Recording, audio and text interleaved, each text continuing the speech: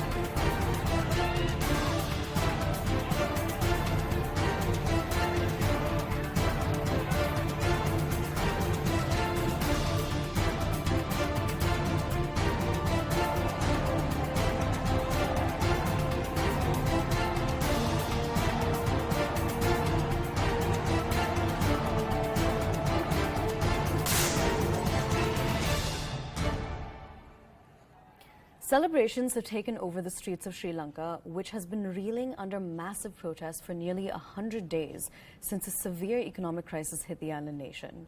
The celebrations come after Sri Lankan President Gotabaya Rajapaksa finally resigned from his post.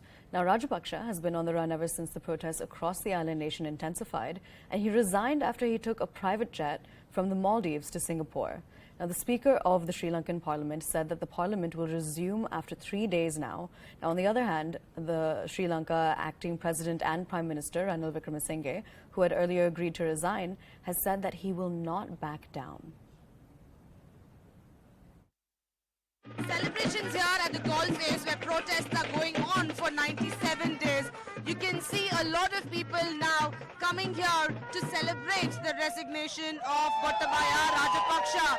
This was a demand that they put forth 97 days ago, and now they are celebrating this victory. They call it the people's struggle, and the victory is only because of the people's struggle and the people's movement. You can find fireworks also here in and around the golf face, and everyone here raising slogans that Gotabaya has finally gone home. And these are the visuals that you can see as Gotabaya Rajapaksa has finally stepped down. This was the demand, and now you can see a lot of people are coming here to celebrate. There's music, there's dance, there are songs, and this is the mood here among the protesters who have been protesting peacefully for 97 days.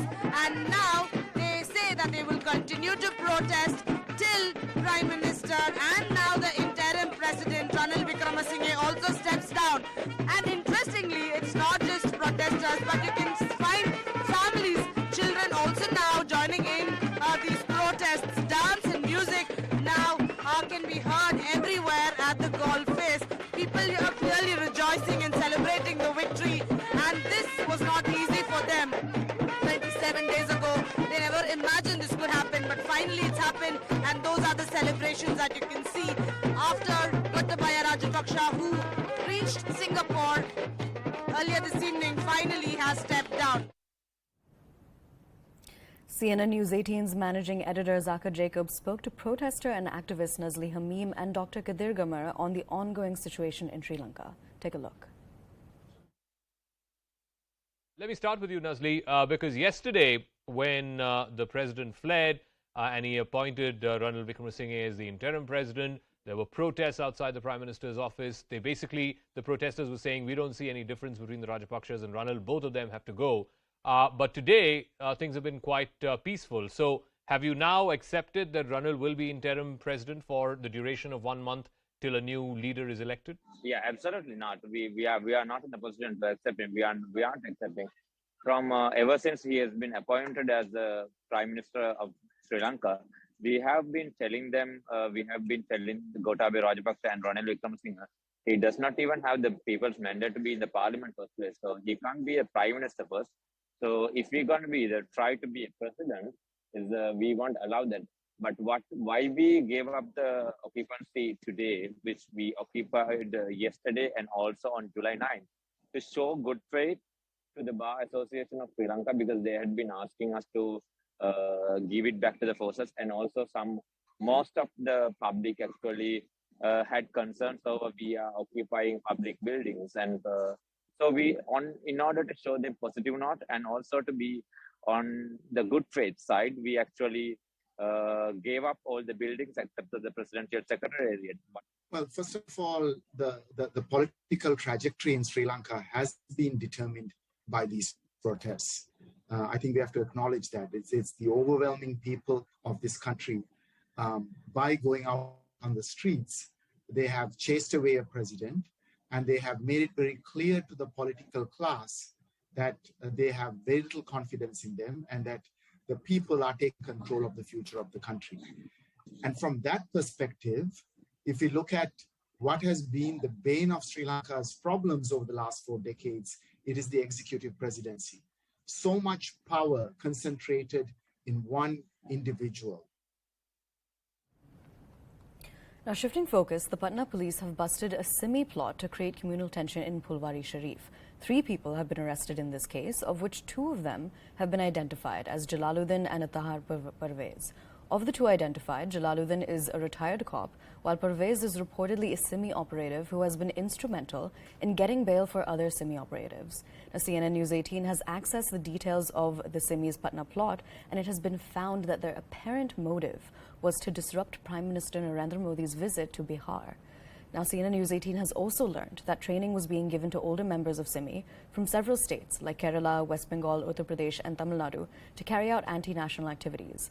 Meanwhile, the PFI has issued a statement saying that the claims of the Bihar police are ridiculous and that they're actually just trying to demonize the organization. Manish ji, क्या आप लोगों को जानकारी मिली थी और उसके बाद छापेमारी में क्या-क्या मिला है, कितने लोग गिरफ्तार हुए हैं? हमें पिछले 6-7 दिनों से ऐसी इन्फॉर्मेशन आ रही थी, 1 हफ्ते से ऐसी इन्फॉर्मेशन आ रही थी कि something is going on messy in Phulwari Sharif. 11 तारीख को हम लोगों ने एक घर को सर्च किया जिसके बारे में सूचना थी। वो घर झारखंड पुलिस के retired sub inspector mister Jalaluddin का था, जो वहां पर मौजूद पाए गए, और उसके साथ मिस्टर अतहर परवेज भी वहां मिले। मिस्टर अतहर परवेज का पास्ट बहुत ही दागदार रहा है। He is an active member of Simi. हम लोगों ने उसको वेरीफाई किया और वहाँ पर जो चीज़ें मिली, pamphlets, banners, flags and India vision 2047, that is very objectionable, बहुत ही वो ऑब्जेक्शनेबल है, जिसमें एक समुदाय विशेष के विरोध में घृणा पैदा की गई है। और हम लोग साक्ष्यों के आधार पर इस पूरी घटना को और इस पूरी घटना में शामिल सारे लोगों को बस्ट कर रहे हैं। अभी तक हम लोगों ने 2 लोगों को जेल भेजा है और कल रात भर हम लोगों ने रेड किया है, कुछ लोगों को डिटेन किया है, कुछ लोगों को अरेस्ट किया है। Do you deny that PM's visit was on 12th July? Was it related somehow to this? Because the mobilization, as per the police FIR, it says that for past 2 months the meetings were frequently held. Right now the case is under investigation. Till we catch hold of sufficient number of people, till we examine all kind of evidence, we will not come to know what was their plan, why they were doing training out here, and what was their future plan. As far as 12th July visit of VVIP is concerned, we were already on alert, and all the hotels, houses, guest houses, lodges, dharamshala were regularly checked. So during that checking only, the police got the information. Proactively they verified it and they went in and they checked the premises and found all this. Now the criminal proceedings have started. Investigation will be pursued vigorously and intensely, and we'll come to know what was their future planning, how they were organizing. The documents have been recovered, the flags have been recovered, and the flags clearly point out the PFI.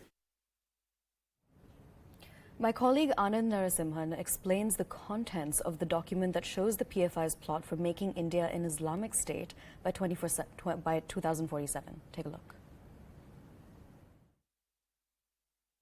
Let's try and understand this in detail. What kind of stages are these people talking about? So understand the stages of progression. 2047 terror blueprint. This is the PFI handbook. Stage 1. Establish the presence in Muslim areas and unite Muslims. repeatedly remind Indian Muslims of grievances, focus on expanding and recruiting new members, and establish Islamic identity beyond the concept of Indian. Train recruits in use of swords, rods, and weapons. This is the first stage. Let's come to stage 2. Stage 2 says mass mobilization under the leadership of the PFI. Use violence selectively to demonstrate strength. Limit exposure of trained cadre to security forces. Use concepts of constitution, Ambedkar, tricolor, national flag to hide Islamic agenda. Establish liaison with foreign Islamic nations for funding. Stage 3. Form close alliances with SC/ST, OBC groups. Focus on gathering 10% Muslims and 50% of the SC/ST, OBCs.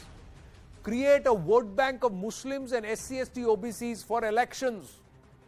Create a divide between the RSS and the SC/ST, OBC groups. Discredit secular parties among Muslims and SC/ST, OBCs. Then, stage 4, gain political power at national level. Fill positions in the executive and judiciary with loyalists. Appoint loyalists to top posts in the army and police. Declare new constitution based on Islamic principles. Start systematic elimination of opponents. So even they are saying Muslim outfits, eradicate all of them. PFI should become the only dominant Muslim force, but more importantly, this is the agenda. Now, shifting focus, Tibetan spiritual leader the Dalai Lama is slated to be in Ladakh today. Yesterday, during his visit to Jammu and Kashmir, the Dalai Lama said that he is not a separatist leader, as alleged by China, and that the people of China know this. He also said that he wants an autonomous Tibet under China, where Buddhist heritage and culture can be preserved. The Dalai Lama's visit comes just ahead of the 16th Corps Commander level talks between India and China, which are scheduled to take place on the 17th of July. Now remember, India and China ties have hit a low since the Galwan incident at the line of actual control in 2020. All right, we have some breaking news coming in now. Ripudaman Singh Malik, founder of the Khalsa Credit Union and one of the suspects of the 1985 Air India bombing, has been shot dead in Vancouver while he was on his way to his office last night. Now, there are no reports of any other casualties or injuries, and it's a suspected targeted shooting. Now, Ripudaman Singh Malik was acquitted in 2005, and he was on India's blacklist for 10 years. He was granted a single-entry visa in 2020 and multiple visas recently in 2022. And he also made a pilgrimage trip recently to the states of Andhra Pradesh, Delhi, Punjab, and Maharashtra in the month of May. I'm joined by my colleague Shankar Anand to give us more details on this. Shankar, आप और details बता सकते हैं कि ये motive shooting के लिए क्या हो सकता है? देखिए, कनाडा के वैंकूवर में जिस तरह से सिख नेता रिपुदमन सिंह मलिक की गोली मारकर हत्या की गई, ये बेहद दर्दनाक घटना है। और ये घटना जो है, अगर भारतीय समय के मुताबिक अगर बात करें तो गुरुवार की देर रात की उन्हें गोली मारी गई है। जब वो अपने दफ्तर से निकल के अपने घर जा रहे थे, इसी बीच में दो बाइक सवार हमलावर जो है वो आते हैं और उसके बाद गोली मार करके हत्या कर देते हैं। हालांकि जिस वक्त में हत्या की जाती है, उसके बाद जिस कार में मलिक जा रहे थे, उस कार को भी आग के हवाले कर दिया गया। हालांकि जिस तरह से इनके बैकग्राउंड की बात करें तो रिपुदमन सिंह जो हैं पिछले काफी समय से भारतीय सरकार के खुलकर तारीफ कर रहे थे। पिछले कुछ समय पहले ही भारतीय प्रधानमंत्री नरेंद्र मोदी उनकी खुलकर तारीफ कर रहे थे, तो शायद इसी बात को लेकर वहां के कुछ गुट में भी इस तरह का एक जानकारी सामने आ रही है कि उस बात को लेकर नाराजगी वहां पर जताई जा रही थी। लेकिन जिस तरह से भारतीय मूल के ये सिख वहां पर लगातार भारतीय सरकार और भारतीय गवर्नमेंट के द्वारा लगातार जो विकास कार्य हैं उसकी तारीफ ये खुलकर कर रहे थे, और जिस वक्त में कल गोली मारी गई है क्यों बताया जा रहा है कि हमलावर काफी नजदीक से आकर के गोली मारी है और गोली मारने के बाद ही मौके पे ही उन्होंने दम तोड़ दिया। अस्पताल ले जाने का वक्त भी नहीं मिल पाया। और अगर जिस तरह से देखा जाए, इनका पुराना अगर बैकग्राउंड देखा जाए तो 1985 में एयर इंडिया फ्लाइट के बम धमाकों में रिपुदमन सिंह का नाम आया था, लेकिन बाद में साल 2005 में, यानी कि तकरीबन 20 से 22 साल के बाद उन्हें उस मामले में बरी कर दिया गया था। और रिपुदमन सिंह के परिवार वाले जो हैं अभी भी पंजाब में काफी लोग हैं और उनके परिजनों का कहना है कि जब वो अपने घर के लिए आ रहे थे अपने दफ्तर से, तो उस वक्त में ही वो हमला किया गया। लेकिन जिस तरह से 10 साल तक इंडियन ब्लैकलिस्ट रहे थे रिपुदमन सिंह, जब जिस वक्त में वो एयर इंडिया फ्लाइट बम धमाका का मामला हुआ था, तो एक तरह से कह सकते हैं कि काफी एक चर्चित सिख नेता की कनाडा में हत्या की गई है। और जिस तरह से इस मामले को देखा गया है, तो निश्चित तौर पे इस मामले पर आज स्टेटमेंट किस तरह से आता है वो देखने वाली बात होगी। और रिपुदमन सिंह जो है 1972 में कनाडा गए थे। वो पंजाब मूल के हैं, लेकिन 1972 में वो वहाँ पे चले गए थे और वहाँ जाने के बाद कैब ड्राइवर के तौर पे अपनी लाइफ जो है वो उन्होंने शुरू किया था। बाद में एक सफल बिजनेसमैन बने।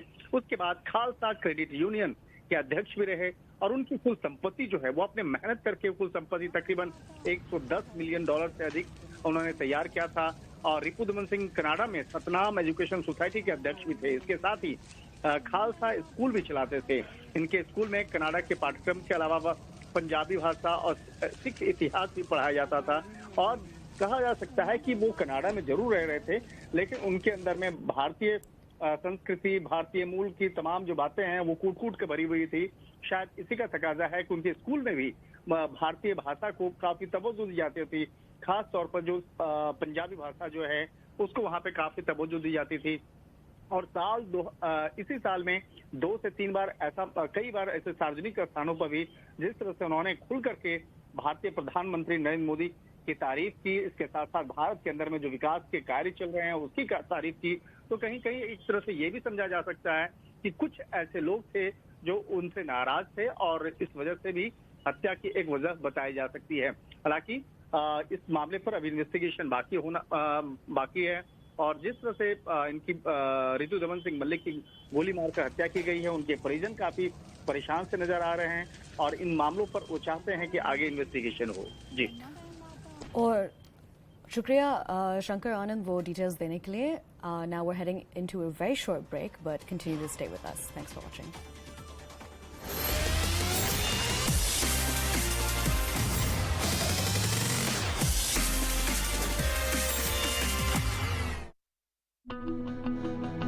On Bits to Billions this weekend, we have an entrepreneur who wants to make in India for the world, Amrit Acharya, the co-founder and CEO of Zetwork. Is it exciting to train for engineering and actually do engineering? Like, I graduated with a degree in electrical engineering, but I ended up doing nothing close to electrical engineering for many years. In fact, I was at McKinsey for a bit. At my heart, I always felt that calling, that, I really liked building things. Why did you decide to choose an unsexy industry, so to speak? While it was unsexy, for us it was very sexy. because we understood the pain points in a way which felt unique to us. It felt very authentic to us, that these are problems we are passionate about, and I felt that I wanted to drive some change. CNN News 18 is New India's #1 news choice. Trounces, Times Now and Republic TV.